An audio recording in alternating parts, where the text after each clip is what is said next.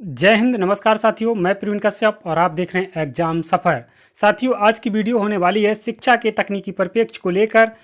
तो आइए हम लोग मास्टर क्लास फॉर एमसीक्यू को स्टार्ट करते हैं। वीडियो में आगे बढ़ने से पहले आप लोगों से रिक्वेस्ट करना चाहते हैं कि वीडियो को लाइक, शेयर और चैनल को सब्सक्राइब अवश्य करें, ताकि एग्जाम से पहले कोई भी नोटिफिकेशन आपसे छूटने ना पाए। और साथियों, अपने दोस्तों के साथ वीडियो को ज़रूर शेयर कर दें, ताकि वो लोग भी एग्जाम में अच्छा गोल हासिल कर सकें। तो आइए हम लोग वीडियो की शुरुआत करते हैं साथियों। और शिक्षा के तकनीकी परिप्रेक्ष्य की आपको प्लेलिस्ट मिल जाएगी। प्लेलिस्ट से आप सारे वीडियो को देख सकते हैं। और एक बात आपसे कहना चाहते हैं, एग्जाम का समय चल रहा है साथियों। एग्जाम के समय में आप आउट ऑफ सिलेबस ना पढ़ें। बहुत सारे चैनल्स आपको आउट ऑफ सिलेबस पढ़ा रहे हैं, दिखाने के लिए कि हम बहुत सारे नए क्वेश्चंस ला रहे हैं। लेकिन साथियों, आपको बता दें, वो नए क्वेश्चन नहीं, सिलेबस के बाहर के क्वेश्चंस हैं, जो आपके लिए कहीं ना कहीं दुखदायक होंगे। आपको लाभ उनसे कम मिलेगा। जितना आपका सिलेबस है उतना पढ़ लीजिए, आपका सिलेक्शन हो जाएगा, आपको सफलता मिल जाएगी। आइए साथियों, देखिए फर्स्ट क्वेश्चन आपके सामने है। ज्ञान के व्यवहार में विनियोग की प्रक्रिया ही शैक्षिक तकनीकी है, ऐसा कौन कहते हैं? तो ऐसा E.M. बूटर कहते हैं। कौन कहते हैं साथियों? E.M. बूटर कहते हैं।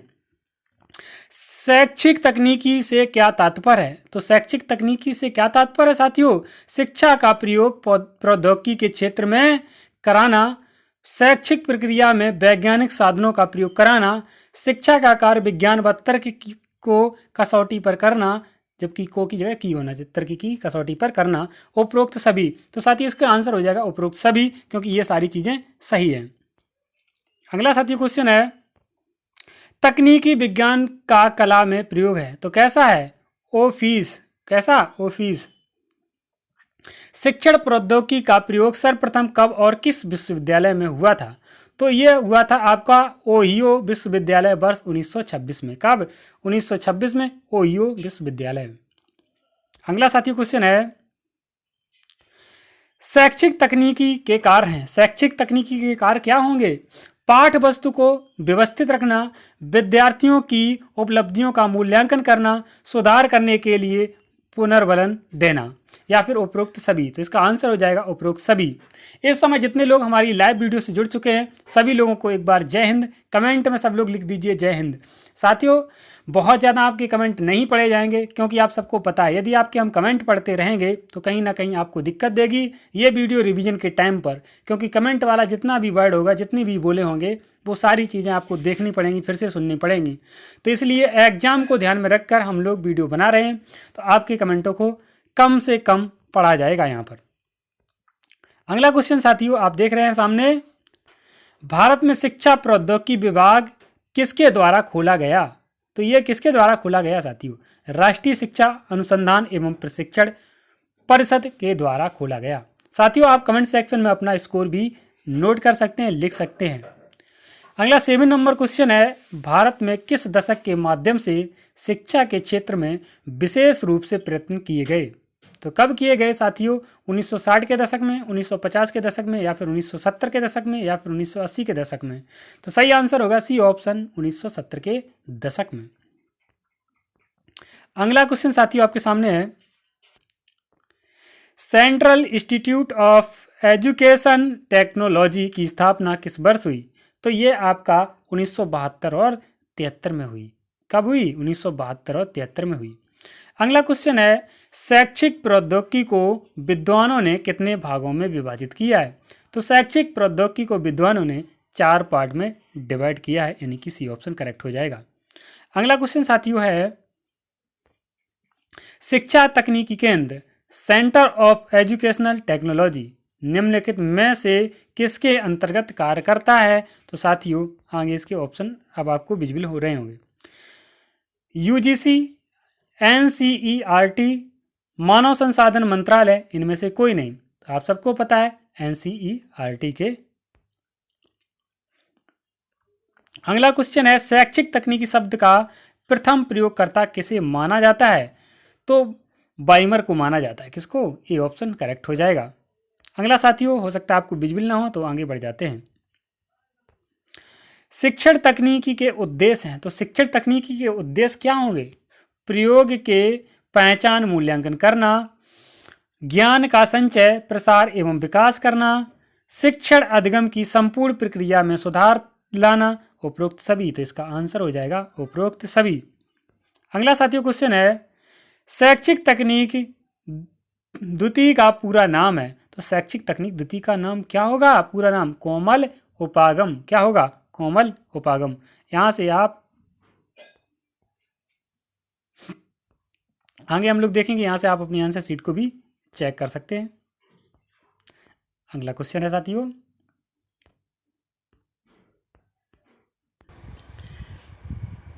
अगला साथियों क्वेश्चन आपके सामने है, सिल्वरमैन ने किस वर्ष में कठोर सामग्री तकनीकी को सापेक्षित तकनीकी का नाम दिया? तो इसका सही आंसर होगा 1968 में। कब? 1968 में। अगला साथियों क्वेश्चन आपके सामने है, कठोर सामग्री के स्रोत हैं। तो कठोर सामग्री के स्रोत कौन से होंगे? मनोविज्ञान, गणित, भौतिक विज्ञान, उपरोक्त सभी। तो आंसर होगा इसका साथियों उपरोक्त सभी। ये कठोर सामग्री के स्रोत हैं। अगला, कोमल शिल्प तकनीकी को सृजनात्मक तकनीकी नाम किसने दिया? तो ये दिया था कोमल शिल्प तकनीकी को सृजनात्मक तकनीकी सिल्वरमैन ने दिया था। किसने? सिल्वरमैन ने दिया था। अगला क्वेश्चन है, शिक्षा में प्रणाली उपागम के उपयोग हैं। तो क्या है साथियों? प्रभावी योजना बनाने के लिए, उत्तम नियंत्रण एवं समन्वय के लिए, गुणवत्ता पर नियंत्रण, उपरोक्त सभी। तो इसका आंसर हो जाएगा उपरोक्त सभी सही। अगला पांचवा क्वेश्चन आपके सामने है, कठोर शिल्प तकनीकी की विशेषताएं हैं। तो कठोर शिल्प तकनीकी की विशेषताएं क्या होंगी? दृश्य श्रव्य सामग्री का प्रयोग करना, मतलब दृश्य भी सामग्री चाहिए, श्रव्य भी सामग्री चाहिए। बोध क्षमता को बढ़ाना, ये भी सही हो जाएगा। सामाजिकता, विश्वबंधुता और सहयोग की भावना का जागृत होना, उपरोक्त सभी। तो उपरोक्त सभी के साथ चले जाएंगे क्योंकि ये सारी चीजें सही हैं। श्रव्य कठोर सामग्री है। देखो, दृश्य सामग्री पूछी जाती है, श्रव्य सामग्री पूछी जाती है, दृश्य कठोर सामग्री पूछी जाती है, श्रव्य कठोर सामग्री पूछी जाती है। तो आप इनको देख लें। तो श्रव्य कठोर सामग्री है, कौन सी है? रेडियो भी है, टेलीविज़न भी है, शिक्षण मशीन है, इसलिए उपरोक्त सभी के साथ चले जाएंगे। आगे कह रहे हैं दृश्य कठोर सामग्री। तो दृश्य कठोर सामग्री मतलब आप समझ गए होंगे, मानचित्र, ग्लोब, शैक्षिक, खेल उपकरण, ये सभी इसके अंतर्गत आ जाएंगे। अगला कह रहे हैं श्रव्य दृश्य सामग्री है। श्रव्य दृश्य सामग्री मतलब जिसके माध्यम से हम सुनते भी हैं, देखते भी हैं। तो इंटरनेट, फ्लैक्स मशीन, बिल्कुल, वीडियो कॉन्फ्रेंसिंग में भैया सामने सामने बात करते हैं, देखते भी हैं, इसलिए उपरोक्त सभी के साथ चले जाएंगे। शिक्षण तकनीकी तृतीय है। तो शिक्षण तकनीकी क्या है? तृतीय, प्रणाली उपागम। क्या है? प्रणाली उपागम। शैक्षिक तकनीकी के मृदु उपागम के जनक थे। तो शैक्षिक तकनीकी के मृदु उपागम के जनक कौन से थे? वी.एफ. स्किनर साहब। कौन से थे? वी.एफ. स्किनर, या फिर होंगे लुम्सडेन, या फिर होंगे मॉरिसन, या फिर ब्लूम। तो इसका सही आंसर क्या होगा? Question number 10। क्वेश्चन नंबर 10 का होगा लुम्सडेन। क्या होंगे? लुम्सडेन। अगला क्वेश्चन है, कंप्यूटर है। तो कंप्यूटर क्या है? शैक्षिक तकनीकी प्रथम, शैक्षिक तकनीकी द्वितीय, शैक्षिक तकनीकी तृतीय, या इनमें से कोई नहीं।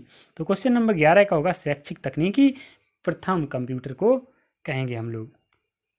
शैक्षिक तकनीकी प्रथम है, अरे भैया शैक्षिक तकनीकी प्रथम क्या होगा? Question number 12 hardware. क्या होगा? हार्डवेयर, सॉफ्टवेयर बिल्कुल नहीं। शैक्षिक तकनीकी द्वितीय है। तो शैक्षिक तकनीकी द्वितीय क्या होगा साथियों? Question number 13 software. प्रथम कौन? हार्डवेयर। द्वितीय कौन? सॉफ्टवेयर। प्रथम कौन? हार्डवेयर। द्वितीय कौन? सॉफ्टवेयर। ऐसे याद करो। विकास संबंध अधिगमकर्ता के व्यवहार परिवर्तन से है। क्या? शैक्षिक तकनीकी द्वितीय, बी ऑप्शन करेक्ट हो जाएगा। यहाँ से आप अपनी आंसर शीट मिला सकते हैं। आगे देखते हैं तीसरा लेसन, अनुदेशात्मक तकनीकी में कंप्यूटर का प्रयोग होता है। तो कैसा होता है? व्यक्तिगत होता है। कैसा होता है? व्यक्तिगत। अगला क्वेश्चन कह रहे हैं शैक्षिक तकनीकी के प्रमुख क्षेत्र हैं। तो शैक्षिक तकनीकी के प्रमुख क्षेत्र क्या होंगे साथियों? कमेंट सेक्शन में इसका जवाब देना है आपको। तो इसका आंसर क्या होगा साथियों? तो इसका आंसर होगा शिक्षण तकनीकी या व्यवहार तकनीकी या फिर अनुदेशात्मक तकनीकी या फिर उपरोक्त सभी। सॉरी, क्वेश्चन नंबर 3 था वह तकनीकी जो पूर्णतया मनोविज्ञान पर आधारित होती है। तो कैसी होती है? व्यवहार तकनीकी। सी ऑप्शन करेक्ट हो जाएगा। अगला क्वेश्चन साथियों, व्यवहार तकनीकी की विशेषताएं हैं। तो व्यवहार तकनीकी की विशेषताएं क्या होंगी? बालक के सर्वांगीण विकास में सहायक।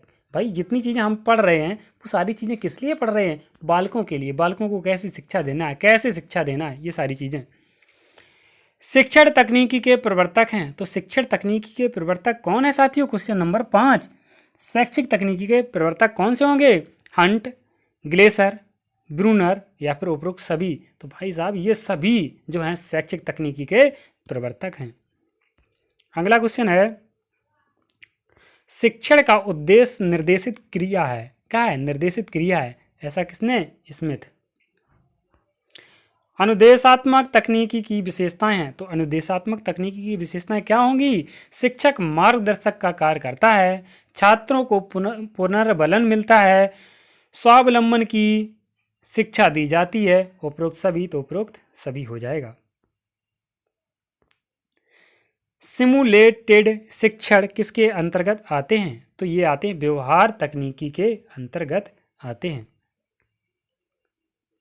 शैक्षिक तकनीकी के उद्देश्य हैं। तो शैक्षिक तकनीकी के उद्देश्य क्या होंगे? विषय वस्तु का प्रस्तुतिकरण, बालकों में निहित शक्तियों का उद्घाटन और किए गए अधिगम का मूल्यांकन करना। उपरोक्त सभी। तो उपरोक्त सभी इसका आंसर हो जाएगा। क्वेश्चन नंबर 10 कह रहे हैं अनुदेशन तकनीकी के प्रवर्तक कौन हैं? अनुदेशन तकनीकी के प्रवर्तक कौन से होंगे? क्वेश्चन नंबर 10 कह रहे हैं साथियों। और क्वेश्चन नंबर 10 का आंसर क्या होगा? ग्लेसर, प्रेसी, गिलबर्ट या फिर उपरोक्त सभी होंगे। तो इसका आंसर होगा उपरोक्त सभी। अगला क्वेश्चन है साथियों, व्यवहार की उत्पत्ति किसके द्वारा होती है? तो व्यवहार की उत्पत्ति जो है परिस्थिति के आधार पर होती है, यानी कि सी ऑप्शन करेक्ट हो जाएगा। 12वां कह रहे हैं शिक्षण तकनीकी में पाठ वस्तु को कितने सोपानों में विभाजित किया गया है? तो शिक्षण तकनीकी में पाठ वस्तु को 4 भागों में कितने सोपान? 4 सोपानों में विभाजित किया गया है। अगला क्वेश्चन साथियों आपके सामने है पाठ वस्तु तथा कक्षा व्यवहार दोनों ही तत्व किस तकनीकी में सम्मिलित किए जाते हैं? तो ये आपके शिक्षण तकनीकी में किए जाते हैं। डी ऑप्शन करेक्ट हो जाएगा। अगला क्वेश्चन है साथियों शिक्षण का मूल्यांकन शिक्षण तकनीकी के किस सोपान के अंतर्गत किया जाता है? तो नियोजन, व्यवस्था, आचरण या फिर नियंत्रण। तो इसका आंसर होगा नियंत्रण। अगला क्वेश्चन साथियों आपके सामने, ठीक है, शिक्षण तकनीकी में के किस सोपान के अंतर्गत शिक्षण पाठ वस्तु का विश्लेषण किया जाता है? तो ये आपका हो जाएगा नियोजन। क्वेश्चन नंबर 15 का डी ऑप्शन करेक्ट हो जाएगा। यहाँ से आप अपनी आंसर शीट मिला सकते हैं। अगले साथियों सभी लोगों का हार्दिक स्वागत है। जितने लोग लाइव देख रहे हैं, जितने लोग लाइव जुड़े हैं, सभी लोग अपने दोस्तों के साथ वीडियो को शेयर जरूर कर दें। सभी को जय हिंद। बहुत सारे लोग कमेंट करेंगे सर मेरी सुनते नहीं हैं। ऐसा नहीं है, सुनते सबकी हैं, लेकिन वीडियो को लंबा बनाना उद्देश्य नहीं है, क्योंकि एग्ज़ाम के समय में कम से कम समय में अच्छी तैयारी करना ही हमारा कार्य है और अच्छा मटेरियल प्रोवाइड कराएंगे आपको। ऐसी बात नहीं है कि हम लोग बातें ही बातें करते रहें। आइए फर्स्ट क्वेश्चन फिर से आगे देखते हैं। कंप्यूटर सहायक अनुदेशन का विकास कब हुआ? तो कंप्यूटर सहायक अनुदेशन का विकास 1961 यानी कि 1961 में हुआ। कंप्यूटर सहायक अनुदेशन का विकास किस विश्वविद्यालय में हुआ? तो ये आपका इंग्लियोन्स, क्या लिखा है मुझे तो सही पढ़ना भी नहीं आता। कंप्यूटर सहायक अनुदेशन की विशेषता है, तो कैसी विशेषता है साथियों? तो ये है आपकी नवीन एवं मौलिक प्रणाली, अभिक्रमित अध्ययन पर आधारित व्यक्तिनिष्ठ अध्ययन का एक रूप। उपरोक्त सभी। तो आंसर हो जाएंगे उपरोक्त सभी। अगला क्वेश्चन साथियों है आपके सामने, उपरोक्त सभी कंप्यूटर सहायक अनुदेशन का दूसरा नाम है। तो कंप्यूटर सह अनुदेशन का दूसरा नाम क्या होगा? कंप्यूटर सह अधिगम, यानी कि सी ऑप्शन करेक्ट हो जाएगा। अगला है कंप्यूटर सहायक अनुदेशन का विकास सर्वप्रथम कहाँ हुआ? तो कंप्यूटर सहायक अनुदेशन का सर्वप्रथम विकास जो है वो आपका अमेरिका में हुआ। आगे कह रहे हैं कंप्यूटर सह अनुदेशन की क्रियाविधि में प्रमुख रूप से भागीदारी होती है, तो किसकी होती है? शिक्षक की, छात्र की, कंप्यूटर की या उपरोक्त सभी की। तो भैया शिक्षक भी चाहिए, छात्र भी चाहिए, मतलब पढ़ने वाला भी चाहिए, पढ़ाने वाला भी चाहिए। और फिर जब कंप्यूटर की बात हो रही है तो कंप्यूटर पढ़ाने के लिए कंप्यूटर तो चाहिए, यानी कि डी ऑप्शन करेक्ट हो जाएगा। कंप्यूटर की प्रक्रिया किस पर आधारित होती है? सॉफ्टवेयर, हार्डवेयर या फिर दोनों? तो साथियों ये दोनों पर आधारित होती है, सॉफ्टवेयर पर भी, हार्डवेयर पर भी। अगला क्वेश्चन है सूचनात्मक कंप्यूटर सहायक अनुदेशन को और किस नाम से जाना जाता है? तो ये सह अनुदेशन, पूछताछ अनुदेशन, प्रबंधन अनुदेशन, उपरोक्त सभी के नाम से जाना जाता है। ड्रिल अनुदेशन है, तो ड्रिल अनुदेशन क्या होगा साथियों? व्यवहार में स्थायित्व, अनुभवों में स्थायित्व, अभ्यास कराना, उपरोक्त सभी आंसर इसके सही हो जाएंगे। एप्लीकेशन सॉफ्टवेयर है, तो एप्लीकेशन सॉफ्टवेयर क्या है? Power point. क्या है? Power point. कोई चीज़ हम लोग नोट करते हैं तो पावर पॉइंट पर चले जाते हैं। कंप्यूटर क्या है? तो कंप्यूटर एक इलेक्ट्रॉनिक मशीन है। क्या है? मानव मशीन नहीं, ना पावर मशीन, ना हाइड्रोलिक मशीन है। ये क्या है? इलेक्ट्रॉनिक मशीन है, इसलिए बी ऑप्शन पे चले जाएंगे। अगला 12वां क्वेश्चन है कंप्यूटर की भौतिक बनावट कहलाती है, तो क्या कहलाएगी? हार्डवेयर। भाई कोई चीज़ अगर चित्र में देखते हैं तो सॉफ्टवेयर, कॉपी में निकलती है तो हार्ड कॉपी बोलते हैं। ऐसी कोई मशीन है तो वो हार्डवेयर कहलाएगी, सॉफ्टवेयर थोड़ी नहीं कहलाएगी। हाँ, मशीन को अगर फिगर में ही देखते हैं वीडियो में तो वो आपकी सॉफ्टवेयर होगी। माइक्रोसॉफ्ट विंडोज़ है, शायद विजुअल ना हो, माइक्रोसॉफ्ट विंडोज़ है, तो माइक्रोसॉफ्ट विंडोज़ क्या है? आधुनिक कंप्यूटर है। अनुप्रयोगों के आधार पर निम्न में से कंप्यूटर है, तो कंप्यूटर क्या है साथियों? एनालॉग, हाइब्रिड, डिजिटल या फिर उपरोक्त सभी। तो इसका आंसर होगा उपरोक्त सभी।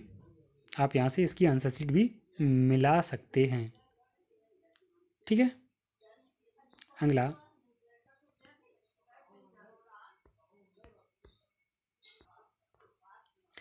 ई लर्निंग का आरंभ कहाँ हुआ? तो ई लर्निंग का आरंभ जो है ब्रिटेन में हुआ।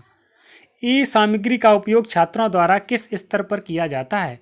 तो ई सामग्री का उपयोग छात्रों द्वारा सूक्ष्म, बृहत, सामान्य या फिर शिक्षण। तो ये होता है आपका बृहद, यानी कि बी ऑप्शन करेक्ट हो जाएगा। अगला साथियों क्वेश्चन है वेबिनार है, तो वेबिनार क्या है? एक वर्कशॉप है। क्या है? एक वर्कशॉप है।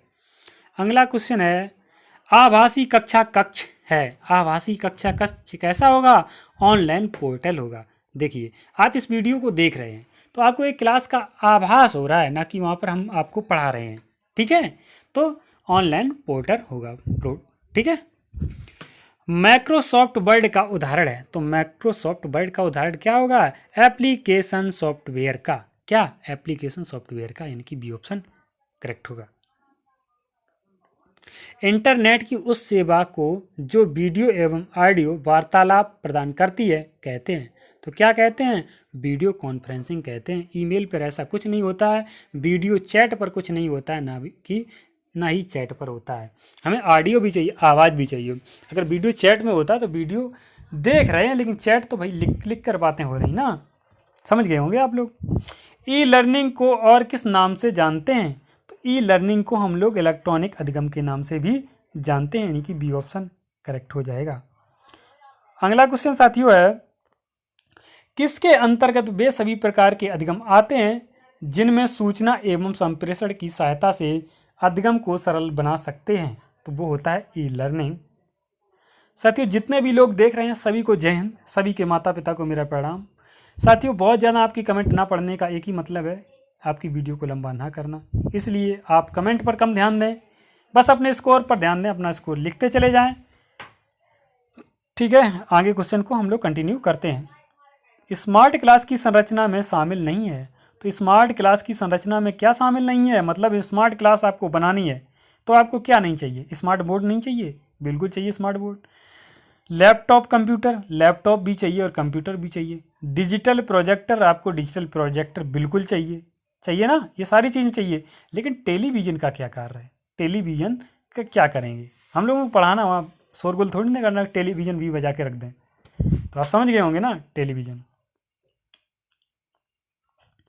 ई लर्निंग का उपयोग संपूर्ण विश्व में किसकी सहायता से किया जाता है? तो किसकी सहायता से किया जाएगा?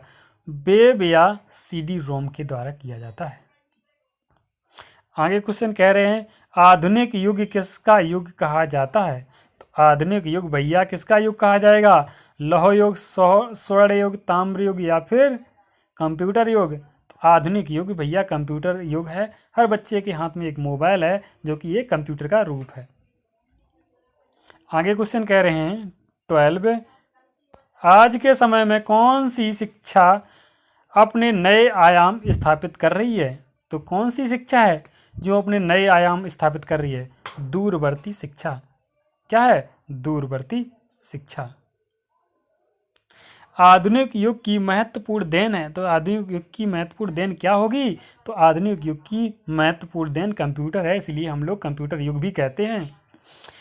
ई लर्निंग में महत्वपूर्ण कौशल कौन सा है? ई लर्निंग में महत्वपूर्ण कौशल होगा लेखन के माध्यम से विचार करने की क्षमता, यानी कि बी ऑप्शन करेक्ट हो जाएगा। अगला साथियों लास्ट क्वेश्चन है ई लर्निंग की विशेषताएं हैं। ई लर्निंग की विशेषताएं होंगी अधिगम प्रक्रिया को प्रभावशाली बनाना, ज्ञान प्रबंध, मूल्यांकन में शीघ्रता, उपरोक्त सभी, इसलिए हम लोग डी ऑप्शन के साथ चले जाएंगे। अब साथियों आज की वीडियो को यहीं पर एंड करते हैं। अपनी आप यहाँ से आंसर शीट को भी मिला सकते हैं। कमेंट सेक्शन में बताएं कि आज की वीडियो आपको कैसी लगी। Thank you for watching. मिलते हैं नेक्स्ट वीडियो।